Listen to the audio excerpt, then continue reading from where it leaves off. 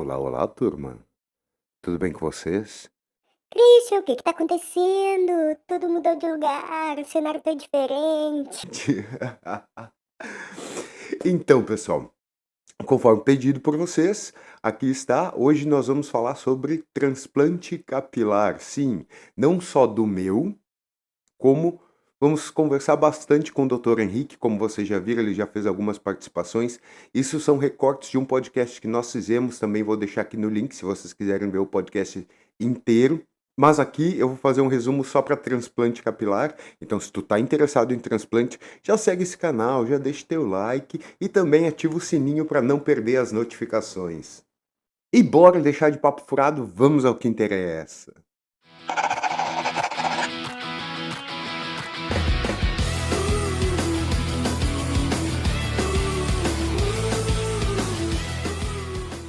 Então hoje oficialmente eu vou apresentar para vocês o Dr. Henrique Machado, que é o médico que fez o meu transplante capilar e que no vídeo de quinta-feira eu vou falar mais cada detalhe de como foi a minha experiência pessoal, sempre focando na minha experiência pessoal. Mas nesse vídeo aqui nós vamos falar sobre o processo do transplante, para quem é indicado, para quem não é, quem pode fazer, quem não pode fazer, que idade é melhor para fazer, qual idade não é melhor para fazer. Eu quero agradecer mais uma vez a presença do Dr. Henrique. Como eu sempre falo, esse vídeo não é pago, não é patrocinado pelo Dr. Henrique, mas é como eu sempre digo para vocês, o que é bom nós temos que compartilhar com todo mundo. Então aqui em Portugal eu sei que tem um doutor muito bom.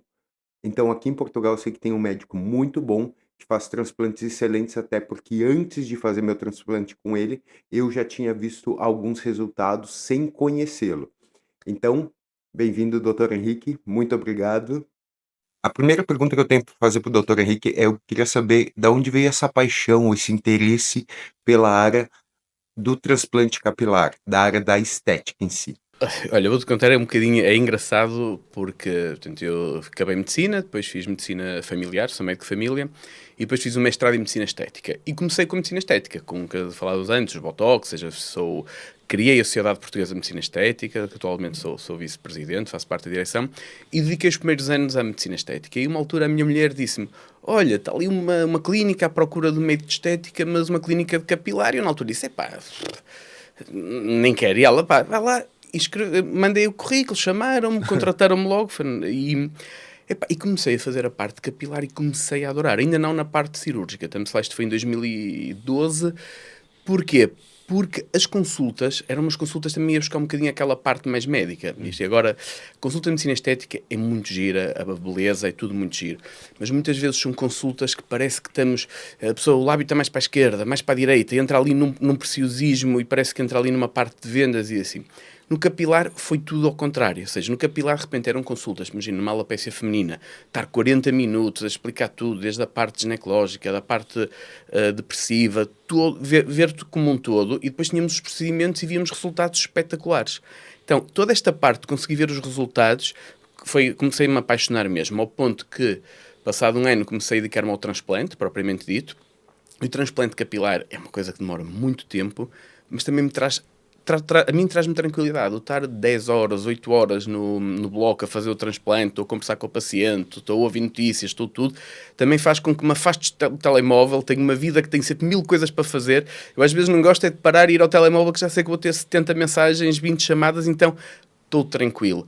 Mas então, eu gosto muito, então, ao ponto que eu desde há 6, 7 anos que só faço capilar. Já deixei a medicina estética, já deixei tudo, porque pá, é o que eu gosto mesmo. Eu adoro tudo, a parte clínica, a parte médica, a parte cirúrgica, tudo. E, portanto, a curiosidade foi essa. Surgiu por acaso e nunca mais vou largar. É o que eu gosto. Minha paixão pela medicina, mas depois de ver que dentro da medicina havia alguma coisa que eu digo: epá, eu estou realizado.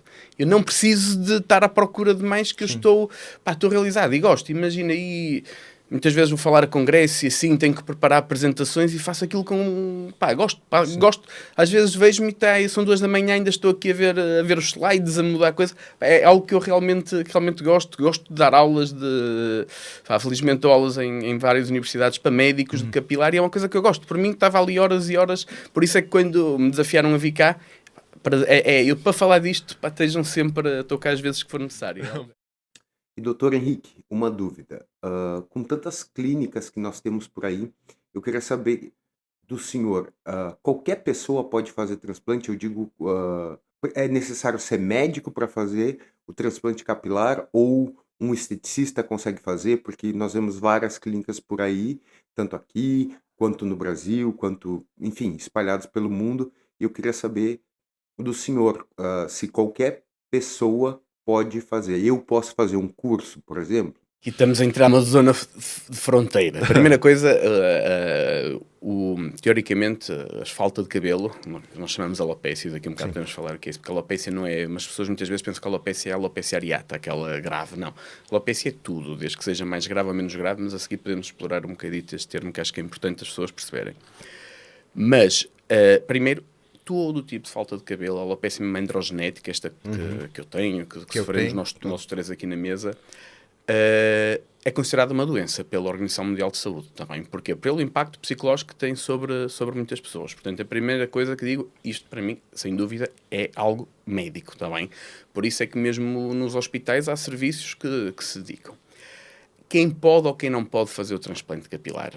E aqui estou, eu como médico, ou seja, em todos os sítios há sempre o médico. A questão depois é se o médico deixa que fiquem os enfermeiros sozinhos a fazer o transplante capilar ou outros técnicos não enfermeiros ou não. Eu defendo que deve haver sempre um papel do médico, ok? Mas deve haver o papel do médico desde o início, ou seja, desde a primeira consulta, ou seja, isto não pode virar um negócio que vem uma comercial dizer que vai ficar tudo muito bem e siga e depois amanhã você chega lá e não faz ideia de quem é que vai fazer, porque eu quando falo com alguém, vai haver ali um compromisso entre o médico e o paciente, vai dizer, olha, isto vale a pena, isto não vale a pena, atenção que estás a pedir umas linhas muito baixas, isso pode no futuro dar-te problemas, há ali um compromisso. E esse compromisso vai ser no próprio dia da cirurgia e vai ser durante 1 ou 2 anos a seguir à cirurgia, no mínimo. Isto quase sempre é para a vida toda, mas no mínimo. E é este compromisso que faz com que em todo o transplante, cada milímetro, cada pormenor conte, porquê? É como uma escultura, é como uma coisa, é algo, é o nosso trabalho, é o trabalho que eu comprometi, é o trabalho que eu falei com o paciente e é aquele resultado que eu disse que eu daqui a 1 ano quero que esteja e por isso, para mim, tem que ser feito por médico, ou seja, tem que ser feito em equipa, atenção, eu trabalho, sou eu que faço transplante, mas estou na minha equipa, tenho 3 profissionais, enfermeiras, e sem dúvida que selecionei pessoas muito boas, muito competentes. Acho que em toda a área de saúde tem que haver um trabalho de equipa, sem dúvida. Tá bem? E atenção que o trabalho dos enfermeiros e dos técnicos capilares é mesmo muito, muito, muito importante. Mas apesar de toda esta importância, eu estou lá sempre a coordenar. Percebe? Portanto, por muito que eu confio realmente, seja, eu contratei agora que abri a clínica, quem eu realmente confio, mas mesmo assim eu tenho que estar... Vocês vão, se um dia fizerem transplante comigo, vão reparar que eu estou sempre a dizer, olha, atenção aqui, atenção ali, é preciso isto. Estou sempre, porque assim é que otimizamos os resultados, por muito que eu confie, volto a dizer, e confio, tenho a melhor equipa do mundo, confio neles, mas tem que ser dirigida por um médico. Sim. E doutor, me diz uma coisa, eu já vi alguns casos que acho que faltou um pouco de análise, de um bom diagnóstico, e o resultado não foi aquele resultado bem esperado. Na verdade, algumas pessoas que eu conheço ficaram até com menos cabelo do que tinham antes do transplante. Isso foi um mau diagnóstico? Isso é que eu faço sempre, eu tenho uma camarazinha, a tricoscopia, Sim, para nós vermos sim. como é que está o folículo, a raiz, e às vezes acontece, não é assim tão incomum, ok? A pessoa vem para fazer o transplante, está com uma falta de cabelo, pensa que aquilo é alopecia androgenética normal ou tem uma falha, e eu também, à primeira vista até me parece, e quando ponho a câmara vejo ali uma inflamação que digo, isto não é normal, esta pele não está normal. E muitas vezes, ou seja pela história clínica, ou às vezes até fazer uma biópsia, vejo que há ali uma alopecia cicatricial, por exemplo, um líquen plano de pilares. O que é que eu aí digo? Amigo, não podemos avançar já para o transplante, vamos fazer tratamento, vamos estabilizar isto durante 1 ano ou 2 para isto estabilize e a seguir eu já posso dar a hipótese do transplante, mas sabendo a pessoa que, como já está estabilizado, em princípio vai correr bem, mas temos que avaliar caso a caso, está bem? Portanto, mas aí se eu faço um transplante naquele caso, pode pegar, passado 1 ano perde 20 ou 30%, passado 2 ou 3 anos perdeu tudo e depois, o transplante foi mal feito. Não foi um diagnóstico mal feito. E por isso é preciso saber o diagnóstico. E vocês mesmo, quem trabalha no mundo da barbearia e cabeleireiro, às vezes olham para cabelos que notam que há ali uma inflamação, é uma coisa estranha, há ali uma coisa estranha. E isso é o que eu digo, e mesmo aos meus colegas, médicos que querem entrar neste mundo, muitos de medicina estética, de capilar, o que eu vos digo é, pá, felizmente, entre aquelas duas coisas que eu vos falei, a alopecia androgenética e os eflúvios, são 95 ou 98% dos casos que aparecem. E esses consegue-se tratar. Não é que consegue-se tratar, peço desculpa, consegue-se diagnosticar. Quando vocês virem que há ali alguma coisa estranha, mandem para quem entende isto. Sim. Porque já são 1 ou 2% e esses depois fazemos o acompanhamento. E, doutor Henrique, existe alguma fase inicial? Quando é que a calvície começa a dar esses primeiros sinais? Pode começar logo a partir da puberdade, pode começar a Sim. qualquer momento, tá bem? Sabemos que há um pico grande ali entre os 18 e os 30 anos, tá bem? Mas depende. Depende de cada É pessoa. individual. Vê-se pacientes É de 18 individual. anos com muito pouco Agora, cabelo. vocês profissionais da área capilar são os melhores para começarem, ou seja, A começa identificar, sempre sim. com uma coisa que é chamada miniaturização. Portanto, não é que o cabelo está a cair mais ou menos, está bem? O cair mais ou menos, normalmente é o tais e eflúvios ou assim. Uhum. E os homens normalmente dizem isso. Eu nunca notei a cair muito cabelo. Nota é que passam uns anos e eu só caiu muito. E eu muitas vezes faço esta pergunta. Ok, esquece esta queda que estás há 3 meses a ter. Diz uma coisa. Tu há 3 meses antes desta queda, estavas igual ou estavas pior do que há 5 anos atrás? E é isso. Não, realmente eu perdi 20% de volume. Ou realmente, isso é que me mostra, também. Porque Ok. o cabelo, e agora mais curiosidades do cabelo, e aqui o Cristiano devem saber, portanto, nós nascemos com muitos cabelos, e o cabelo tem o seu ciclo. Portanto, tem um ciclo. Isto, em geral, um cabelo tem uma fase que é uma fase anágena, que é a fase de crescimento que dura de 2 a 7 anos. Mas vamos para assim 4 anos, nas mulheres um bocadinho mais, 4 a 5 anos. Por isto é que faz com que há pessoas que conseguem ir com o cabelo até aos pés, outras só 30 ou 40, porque depende do ciclo de cada pessoa e do crescimento. Então, temos esta fase anágena, temos uma fase de transição e temos uma fase que é a fase telógena, que é durante 2, 3 meses que ele está a cair para ser renovado. E nós todos nascemos predispostos a ter alguns ciclos. Portanto, vamos supor que nascemos e o nosso cabelo aguenta 30 ciclos ou 25 ciclos fortes. Se durarem 4 anos, até aos 100 anos eu não vou ter problema. Ok? A alopecia androgenética dá sinal para que esta fase anágena comece a ser mais rápida. Portanto, em vez de ser 4 anos a crescer, só está 1 ou 2 anos a crescer. Então, começa-nos a esgotar estes ciclos de crescimento capilar. O esgotar estes ciclos de crescimento capilar vai fazer com que, quando já vamos no 20º ou no 25º, vai começar a nascer cabelo fininho. Então, em vez de eu ter uma unidade folicular com 2, 3 cabelos grossos, eu começo a notar cabelos muito fininhos. É a tal miniaturização. Começa sempre por aí. E aí é que eu digo, é onde vocês conseguem ver. É logo que se No meu, nota percebi. miniaturização, mais do que uma queda. O que eu quero dizer é, vocês têm aqueles clientes de confiança, somente se tiverem mulheres, agora está a cair muito. Muitas vezes é isso, andas mais deprimido, ou seja, é uma coisa que até, eu aí até admito que digam, ok, olha, peguem estes produtos, muitas vezes tem no cabeleireiro ou nos barbeiros, vejam como é que está, daqui a 3 meses vamos ver se isto controlou, olha, controlou, porreiro. Mas quando notam que há cabelo mais fino, aí é quase sempre a alopecia androgenética, também, portanto, aí é que tem mesmo que referenciar. O cabelo, nós vamos tirar cabelo de uma zona cá atrás, vamos buscar a melhor zona e vamos buscar os melhores folículos e vamos buscar uma zona, que é a tal zona doadora, que é uma zona que de trás e de lado, que é uma zona de cabelo que em princípio dura para sempre. Portanto, muito bem. E agora vamos fazer um exercício, que é pensar num avô, num tio que a gente conhece que é muito careca e que tem esta zona toda forte e não tem aqui. E fazer aqui uma pergunta é, esse senhor, se tivesse feito aos 25 anos um transplante, como é que ele ia estar? Quando ele só tinha falta de entradas. O que é que significa? O cabelo que eu vou transplantar vai durar para sempre.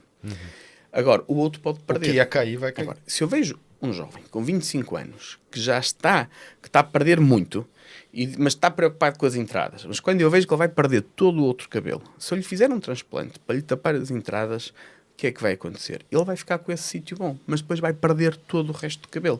Então vai ficar ali com uma crista ou com 2 totós, como eu digo na brincadeira, ali à frente e vai perder todo o resto Ou do como cabelo. eu digo, vai ser um cara cabelo. Mas então o que é que eu faço num caso como este? Mais dos 26, mas com 20 anos ou 21. Digo, amigo, vamos fazer uma coisa. Vamos fazer medicação, vamos ver como é que tu respondes à medicação e daqui a um ano vamos tomar uma decisão.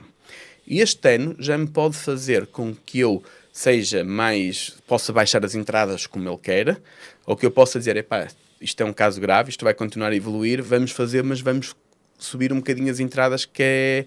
Isto é como o lençol, não é? Portanto, o lençol, se tiver um lençol curto, puxo muito para mim, ficam os pés descalços, e se for ao contrário. Isto é igual que o lençol. Pensem nisto, a zona doadora é limitada. Ok? Portanto, eu não depende de pessoa, mas vamos considerar 6 a 8 mil unidades foliculares que eu consigo transplantar de uma boa zona de doador. Há casos que consigo mais, outros menos, mas também depende da qualidade de cada um. E qual é o certo de nós falarmos? É implante ou transplante capilar? As duas. Ou seja, nós em Portugal, transplante é tirar uma coisa de um sítio e colocar noutro. Portanto, nós o que fazemos é transplante. Portanto, eu tiro de um lado, só que uma das fases de transplante é a implantação. Ok. Agora, o implante é mais amplo. Há quem implante, pá, os resultados são horríveis, mas implante fibras sintéticas. Sério? Sério, há umas fibras sintéticas, aquilo depois, a nível de resultado e de infecções e assim, mas, portanto, eu se implantar outra coisa, eu não estou a transplantar, eu não estou a tirar de um lado, portanto, na verdade é um transplante e autólogo porque é de nosso próprio, é nosso para nós também, portanto, estamos a transplantar, mas o implante é parte final, portanto, o transplante é um tipo de implante, se quisermos assim dizer, capilar. Sim. Portanto, então, agora, em Portugal usa-se mais transplante, no Brasil implante. Ok. Pergunta da plateia. É possível retirarmos cabelo de outra pessoa e implantarmos na nossa cabeça?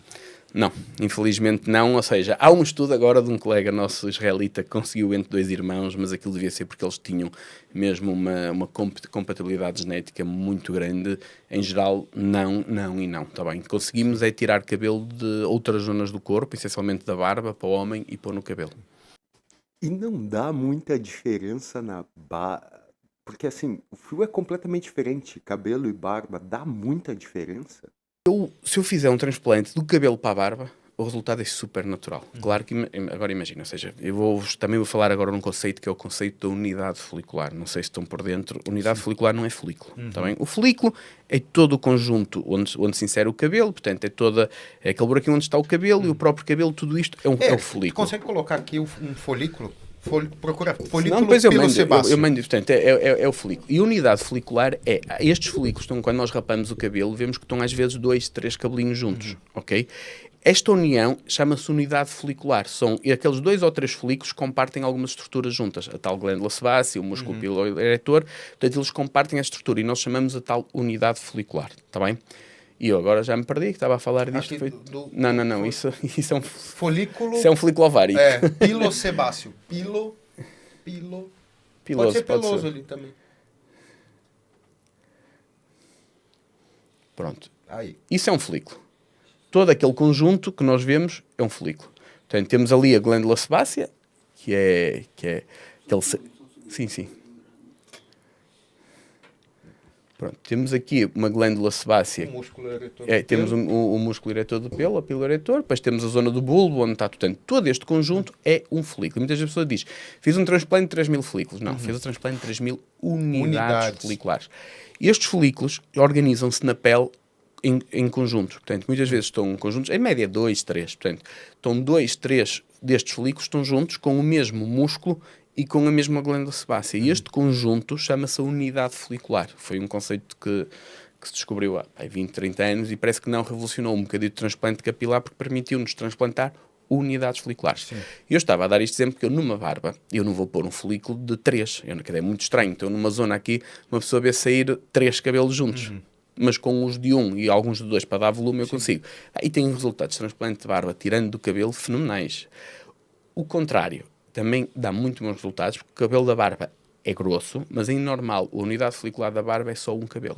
É raro, pode ter 2, mas é raro ter mais. Aqui embaixo eu tinha 2. Às vezes tem 2, a maior parte é 1. Portanto, a barba é uma excelente opção para casos muito graves, para dar densidade e dar volume. O que é que eu digo? Eu digo na brincadeira que a primeira opção era o cabelo, a segunda era o cabelo, a terceira era o cabelo. Quando já esgotei o limite aceitável de transplantar do cabelo, a barba, quem tem boa barba, é uma excelente opção, porque é um cabelo grosso. Agora, eu nunca vou fazer uma linha de implantação com barba, porque aí não é natural. Portanto, eu faço as primeiras linhas com cabelo e depois, imagino, coloco alguns de barba, a seguir de cabelo, misturá-los, aí já tem ótimos resultados. E é uma boa solução. Casos muito graves, é barba, está bem? Isso. Agora, a barba obriga a uma experiência do médico brutal. Há muito pouca gente. Eu sou um dos poucos em Portugal que realmente faz uns quantos transplantes de tirar de barba para pôr no cabelo. São muito cansativos, demoram muito tempo. De cabelo para barba é ligeiramente mais fácil do que de barba para cabelo também, porque a nível da extração, apesar que é fantástico, a barba cicatriza muito bem. fácil. As pessoas não imaginam que podemos tirar bastantes, continua com boa barba, e casos graves, e estes casos são os mais desafiantes, eu admito que gosto, é aquele caso da pessoa que está quase careca, ou está careca, e eu digo, ok, vamos. E aqui o problema é que eu digo, olha, isto vão ser 3 transplantes, ou 2. Vamos fazer um, onde eu vou tirar o cabelo, fazer a zona da frente, a seguir vamos fazer outro, que eu ainda tenho cabelo, mas já vou retirar 1000 ou 1500 à barba, para dar densidade, ou seja, isto obriga tudo a projetar e não só fazer aquilo ou não. As pessoas às vezes é que não estão preparadas, e mesmo a nível económico fazer 2 ou 3 transplantes é mais exigente. E eu consigo fazer transplante, por exemplo, na sobrancelha, no cabelo, na barba. Eu, se quiser tirar um cabelo, implantando na palma da mão, eu consigo, ele vai crescer. Ok. Ponto final. Portanto, nós conseguimos tirar de qualquer lado e pôr no colocar. outro. Cada um vai sempre ficar com... vai ter as características de origem. Sim. Okay? O que me digo é que se eu tiver um pomar de macieiras e meter uma pereira, a pereira vai continuar a nascer pereira. Não é só porque está no meio das macieiras que vai ser macieira. Continua a ser o que é original. Por exemplo, eu consigo tirar do cabelo e pôr na sobrancelha. E fica com bom resultado. Só que é sempre um cabelo um bocadinho mais grosso. Vai crescer sempre como um cabelo. Sim. Portanto, se a pessoa não cortar, daqui a um mês vai ter cabelo. Portanto, obriga a cortar. As minhas já crescem. E depois é aqueles truques. Eu, se for fazer um transplante de sobrancelha, eu tenho que tirar... Eu implanto cabelos só com uma unidade, um ou outro com 2, tenho que tentar buscar cabelos mais finos para dar um resultado mais natural. E pode tirar do braço também? Só que Muito frágil. É muito frágil. O resultado é muito fraco. Portanto, eu isso não faço. Quanto muito em casos graves de homens, quando são muito peludos do peito, pode-se tirar, está bem? Mas é o que eu digo, eu também já digo, só depois de esgotar bem a barba, porque cada vez já começamos a ir para folículos de muito menor calibre, está bem? Portanto, é possível, mas resultados cada vez mais limitados. E hoje, qual é o paciente indicado? Eu chego na sua clínica, estou falando pela experiência que eu tive, né? Eu fui lá, conversei e tal, mas eu digo para todo mundo saber. Eu chego, nós tivemos uma conversa e tal, e eu sei que em alguns momentos o senhor pode chegar e dizer assim, ó, não é indicado agora um transplante, como já falamos aqui, mas digamos que eu, 40 anos, o senhor já fez análise, estava tudo ok, posso fazer. O que eu tenho que fazer antes?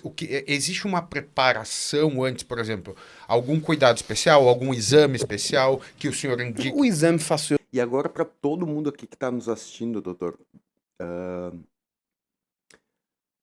por exemplo, eu cheguei na sua clínica e sei como é que é o processo.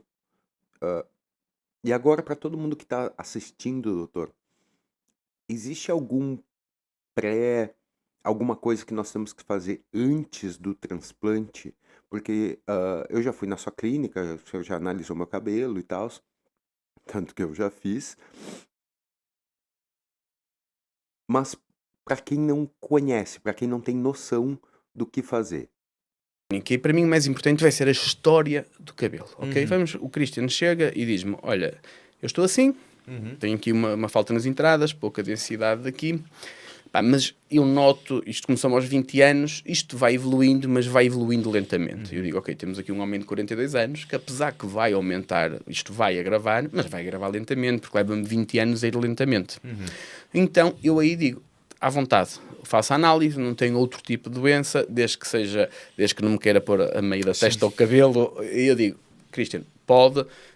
Se depois é importante fazer a tal medicação, a tal finasterida, que é para mantermos o resto e para daqui a 2 anos não ter que fazer novo transplante. Mas pronto, se daqui a 10, 15 anos evoluir, temos a hipótese de fazer um segundo transplante e resultados impecáveis. Os mais graves é passado de 6... Quando ponho 2 grandes é passado de 6 meses. Quanto ao avesso? Portanto, o Christian é um bom candidato a fazer transplante. Está estável, está tudo. Agora, imagino que o Christian chegava, também com 42 anos, e disse-me, isto eu estou assim, mas eu há 2 anos estava cheio de cabelo. Não tinha nada. Foi em 2 anos que evoluiu. Eu aí digo, isto está... Não é normal também. Estas evoluções mais rápidas costumam ser aos 20 ou aos 30 anos. Mas digo, isto está a ser muito intenso agora. Portanto, eu não sei como é que isto vai evoluir nos próximos anos. Se eu me ponho agora a tapar as entradas e depois perde-me o resto, vou ter problemas. Então eu aí vou dizer, não, Christian, vai fazer medicação, vamos esperar 1 ano ou meio ano para ver como evolui, daqui a 1 ano vejo que até melhorou outro, estabilizou, digo, pronto, podemos avançar para o transplante. E é isto que eu faço com as pessoas com 20, 21, 22, até os 25 anos é problemático fazer. Se me perguntam, já fiz a pessoas com menos de 25? Já. sempre depois de fazerem 1 ou 2 anos de medicação. Está bem? Porque eu também entendo uma coisa. Também entendo que uma pessoa que tem 21 anos e tem uma falta de cabelo grave, aquilo afeta-lhe muito psicologicamente. Estamos numa idade, seja da pessoa arranjar namorada, seja tudo isto, é numa idade que conta muito para aquela pessoa. E também fazê-la ter aquele adulto jovem, sempre sem cabelo, custa. Portanto, que eu digo... Não sei, aos 40... 32 já é, imagina aos 18. Então, e o que eu digo é assim, portanto, eu às vezes sei que posso, mas eu explico, que há que ser sincero, dizer, olha, vamos fazer medicação.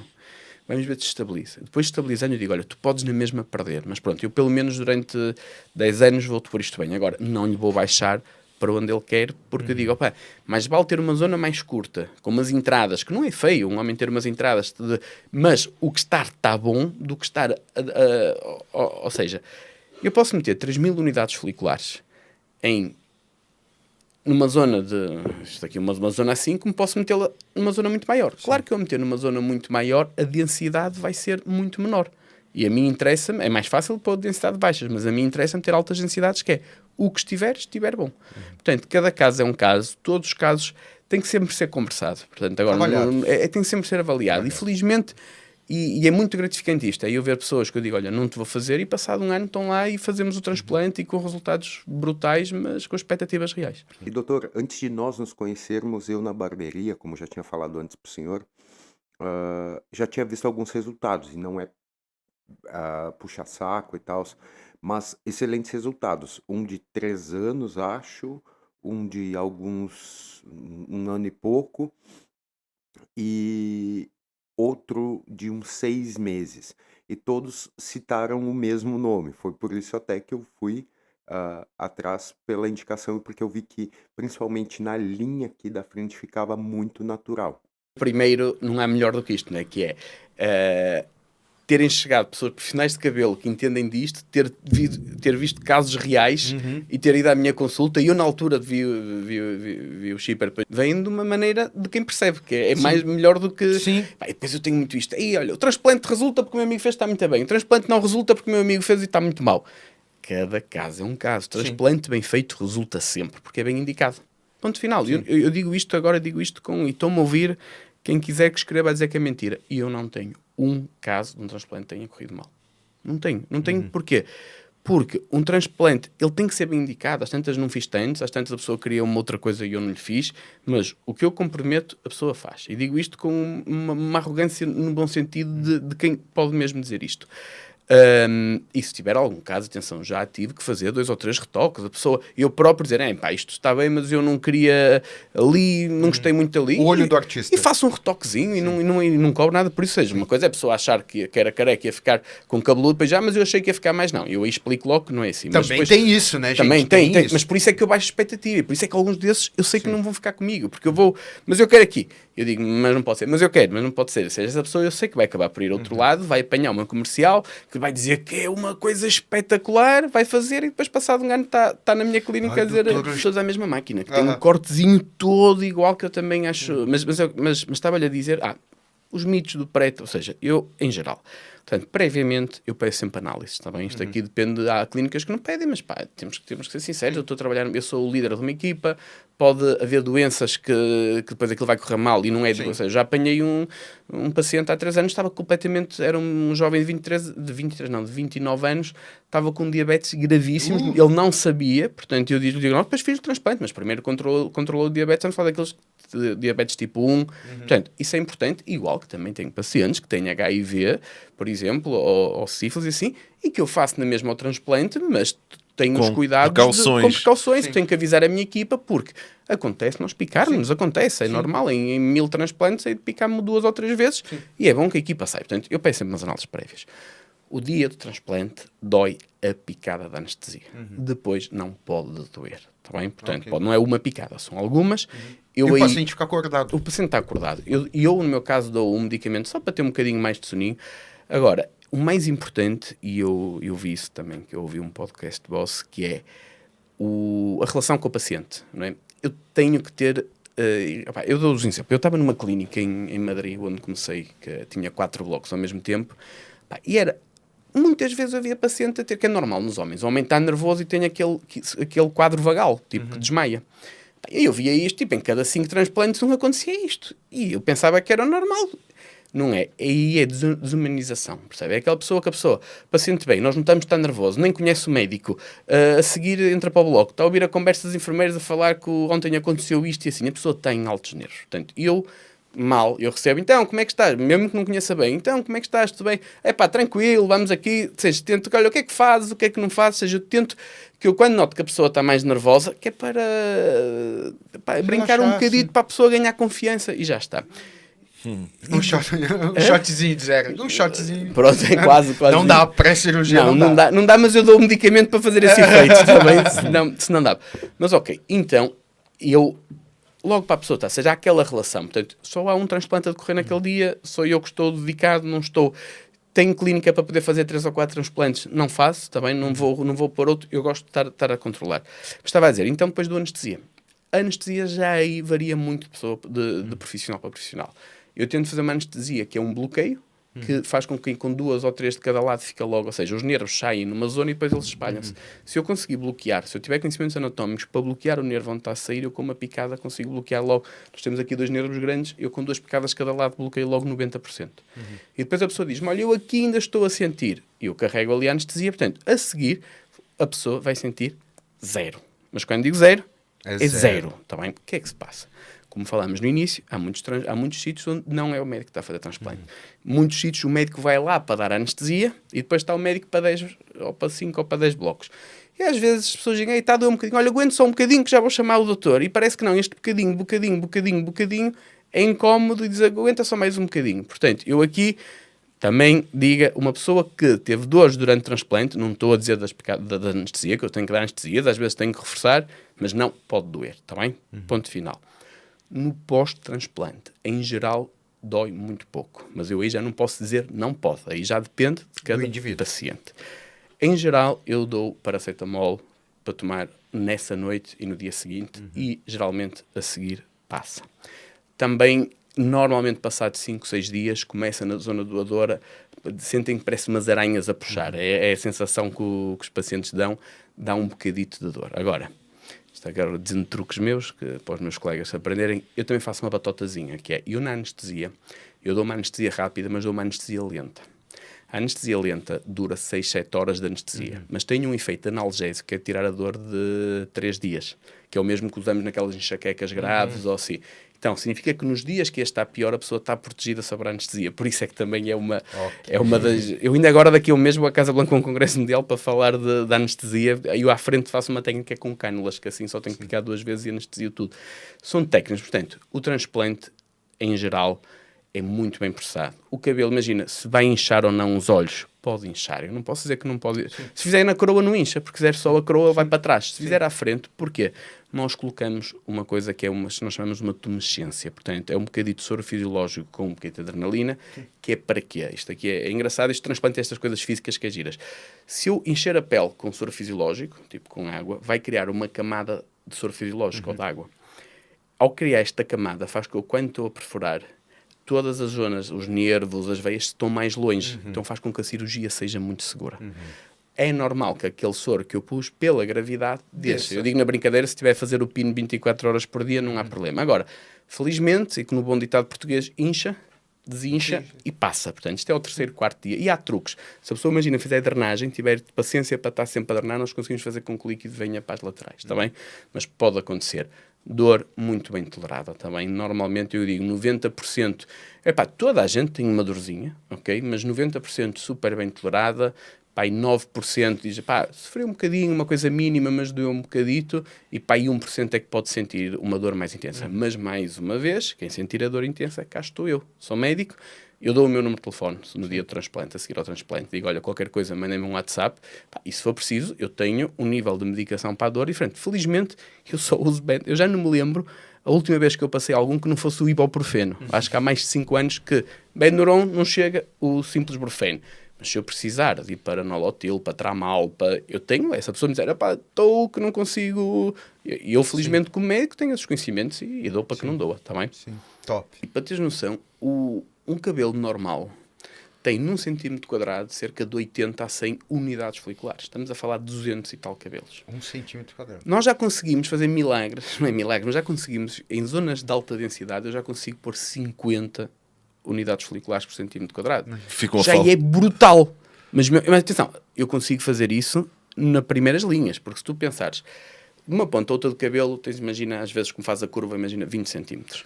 20 centímetros quadrados é só o primeiro centímetro. Se tu puseres 20 com uma densidade de 50, tu gastaste 1000 unidades foliculares. Só na linha. 2500 cabelinhos só no primeiro centímetro da linha. Portanto, imagina, e mesmo assim estou a fazer quase metade do teu normal. Portanto, imagina o que era, porque tinha que fazer transplantes de 30.000 unidades foliculares para pôr tudo com alta densidade. Portanto, nós o que fazemos é truques. Portanto, primeiras linhas, alta densidade, depois ir baixando. O resultado é excelente, ou seja, com o cabelo rapado o resultado é muito mais difícil. Agora, vamos falar de coisas interessantes, que é, imagina, o scalp micropigmentation, que muitas vezes e nos barbeiros tem. Também acho que há uma tendência que eu não gosto, As cabeça verde, da cabeça verde, que às vezes fica bem, mas estamos a esquecer das sinergias. Há casos em que as duas coisas resultam. Deve-se ter cabelo no início para ser natural, mas depois até pode fazer, numa mulher com aquela densidade toda muito, fazer transplante para ter cabelo, mas depois ter uma tatuagenzita bem feita para dar sensação de volume. E há casos nesses que pode resultar, percebe? A pessoa ter quem quiser o cabelo curto, ter cabelo natural e depois ter um bocadito de micropigmentação. Portanto, agora, o problema é que o que acontece em todos, e falo comigo próprio também, que é, ou temos os médicos e os transplantes, ou temos os tatuadores ou os de micropigmentação, e há pouca sinergia. Eu sigo um ou dois de micropigmentação que só metem os maus resultados de transplante. E digo, não, as coisas... também há maus resultados, atenção, sim, há muito mau transplante, mal feito e mal indicado. Há mal feito e mal indicado. Mas é isto mesmo, portanto, transplante nós conseguimos resultados fantásticos.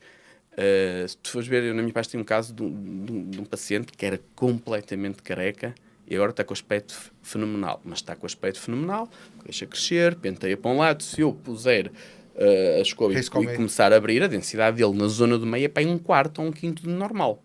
Mas consegui, com 7, 8 mil unidades foliculares, fazer com que a pessoa possa pentear-se e andar. E é o que eu digo sempre.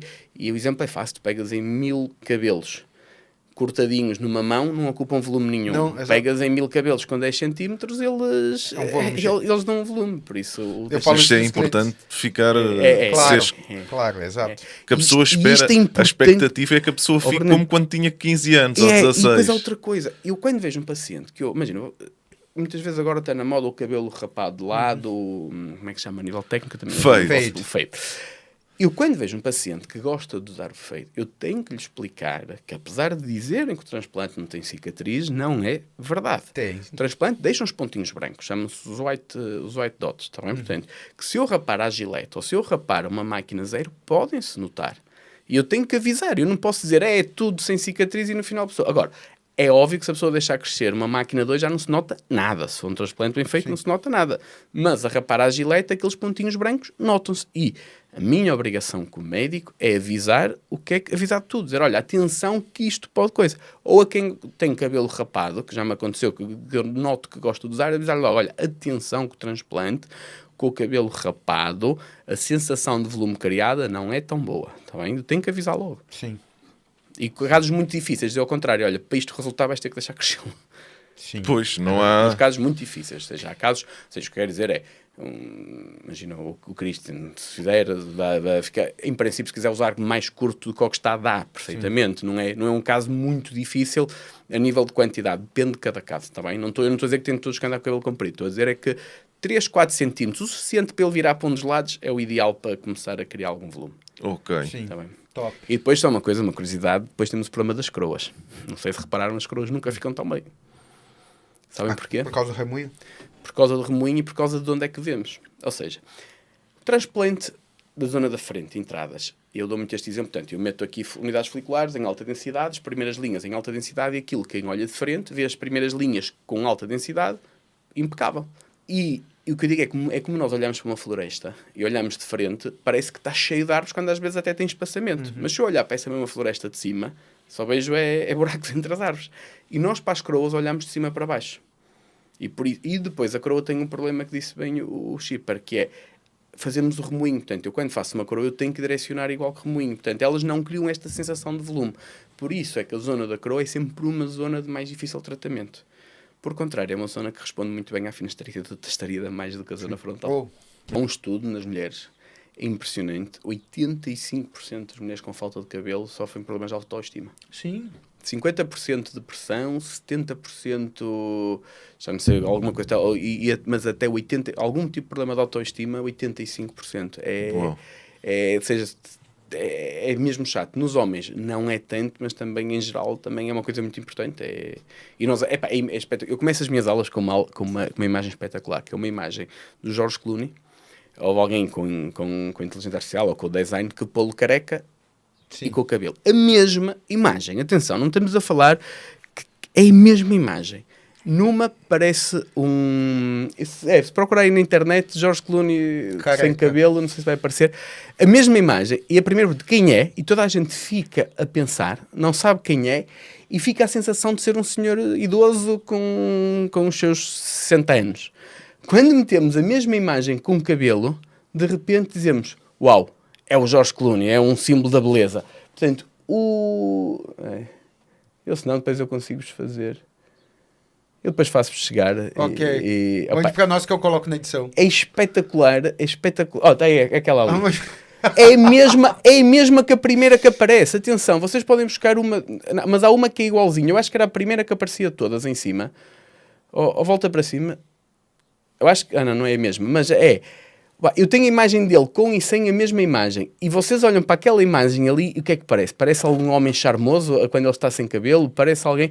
Não parece. Não. E a mesma imagem com cabelo muda tudo. É para vermos em portanto. Aqui há uma coisa que está mais que estudado. Nos homens, nem botox, nem rugas, nem nariz grande, nariz pequeno, nada influi tanto como o cabelo. É brutal. Vou ficar com o cabelo assim, doutor? Com bom penteado, sim. Não, mas é isso. Mas a falar sério, imagina, uma coisa, isto para mim está bem. Tem uma entrada. Exato, natural. Está bem penteado, percebe? Portanto, tudo isto dá... Consegue. Okay. Um caso como o Schipper consegue ficar com o cabelo assim. Em breve, gente, em breve. Depois tem que ir para o grisalho. Não, aí depois... isso é uma dúvida. Por exemplo, eu tenho pouquíssimos cabelos brancos. Uhum. A zona doadora, geralmente aqui, é uma das últimas a ficar branco. Quando eu transplanto para cá, também vai... Pronto, o que é que acontece? Imagina que o Schipper tem 10% de cabelos brancos. O meu olho automaticamente vai buscar os pretos. Ok? Portanto, ele vai evoluir igual que aqui. Tá bem? Portanto, eu vou buscar os pretos. Em casos de pessoas que tenham quase tudo branco, eu tenho muita dificuldade com a luz em ver os brancos. Quando estamos com os óculos, as lupas de aumento. Então o que é que eu faço? Pinto. Okay. Eu no dia da cirurgia, ou peço ao paciente que pinte antes, ou eu no dia da cirurgia pinto o cabelo para ficar preto. Okay. E ele depois eu vou rapar a máquina zero. Ele vai ficar com 1 milímetro preto por fora e depois tudo branco por dentro. Sim. Então eu aí já é aleatório. Okay. Porque eles estão todos pretos, eu não sei se estou a tirar preto e branco, ele depois vai crescer igual que tudo. Mas eu tenho que pintar o cabelo nestes casos. Top. E doutor, na sua clínica? Sim. Endereço, contatos, passe... É HM Clinic, está ali na zona fica publicidade à loja ao lado, não fica mesmo ao lado da loja de caracóis de Sete Rios, portanto, é ali naquela zona que tem um novo edifício, Infinity, está ali Campo Lido de Sete Rios, com uma localização excelente. É uma clínica que abriu em novembro e aqui também falo um bocadinho, portanto, eu tive vários anos a dirigir projetos grandes, estive na Dr. Wells, que era diretor clínico de mais de 25 clínicas e estava a coordenar toda a medicina estética e a parte capilar. E decidi agora, como já tinha muita referenciação cada vez mais e fazer uma clínica do zero, que foi um desafio giro, porque pude fazer a clínica a pensá-la desde do vestiário para o paciente, desde tudo. Foi feito por mim. Felizmente apanhei um arquiteto que disse, não, tu faz como queres que eu depois adapte. Muitas vezes temos arquitetos que dizem, não, tem que ser assim, não. Quer fazer o trajeto para onde sai o paciente, para onde se entra. Aquilo eram 2 pisos libres, portanto, aquilo foi tudo. Então a dificuldade era ter o tal gabinete que eu tenho agora que desse para a zona cirúrgica e para a zona de fora, ao mesmo tempo que era para eu poder estar a fazer as duas coisas sem ter que me deslocar. Portanto, mas foi tudo, tem ali um circuito próprio, portanto, é uma clínica dedicada só e apenas a transplantes capilares, a transplantes não, a toda a parte da medicina capilar. E nada, estou ali para vos receber. Só faço um transplante por dia, sou eu que o faço com a minha equipa e vai continuar a ser assim. Não estou a dizer que no futuro possa ter uma outra pessoa para me ajudar nas consultas, mas a nível do transplante e das consultas de transplante continuarei a ser. Doutor, quem quiser tirar dúvidas, marcar consulta, liga para onde? Instagram? É marcar, tanto qualquer maneira, Instagram, contacto no site, telefone, qualquer chamada que eu tenho, nós vamos devolver, vamos tudo. Claro que, e aqui digo, a avaliação de transplante é gratuita, porque pronto, aqui é o que o mercado diz, tem que ser. Consultas, a pessoa que está com queda ou assim, são pagas desde a primeira consulta. Para já vamos dizer assim, para já a avaliação é grátis. Não sei por quanto tempo, porque felizmente está a correr muito bem e é uma maneira... O fazer pagar no futuro pode ser uma boa maneira de triar, porque quando vem o pessoal só para ver preços, ou seja, eu tenho preços concorrenciais, mas também não é low cost e não vai continuar. Agora, uma questão meio delicada sobre as clínicas de transplante. Por exemplo, quando eu vim para cá, todo mundo dizia, agora tu estás do lado da Turquia, é fácil ir fazer um transplante, porque eu já queria ter feito no Brasil. Mas, como o senhor sabe, eu sou um pouco neurótico, eu preciso estar próximo, preciso saber que o suporte está ali caso eu precise. E sobre a Turquia, que também ouvimos falar, a Turquia tem muito boas clínicas de transplante, são mais caras que as de Portugal. Sim. Eu critico os da Turquia, igual que critico low cost em Portugal. Sim. Variam só a nível de distância. Sim. E volto a dizer, uma boa clínica em Portugal é cara, uma boa clínica na Turquia é caríssima. Mais cara. Porque as boas clínicas da Turquia, ou seja, 3 ou 4 colegas meus que eu conheço de congresso e assim, que têm, como tem muita referenciação do Dubai, desses países, são transplantes para 10, 15 mil euros. Estamos a falar, portanto, clínicas caras boas na Turquia também são caras. E as pessoas que não vão para as clínicas boas, vão para as clínicas por preço, low cost. Porque nunca é um médico, por muito que seja um médico a dar um nome, nunca é esse a fazer o transplante. Entra no mesmo que acontece em algumas Portugal, que são 10 ou 15 blocos com outros profissionais a fazer. Mas estava a dizer uma coisa engraçada, só para vocês saberem que é, eu apanho muitos pacientes que vão à Turquia para poupar dinheiro. E depois o médico, alguém da Turquia diz, olha, deves fazer PRP. E depois vem para a minha clínica gastar um valor de PRP. E eu digo, opa, isto é então... Tiveram a poupar 2.000 euros, mas depois gastaram 1.000 euros em tratamentos. E eu digo, não vale a pena. Não faz sentido. Não faz sentido. Não, eu concordo.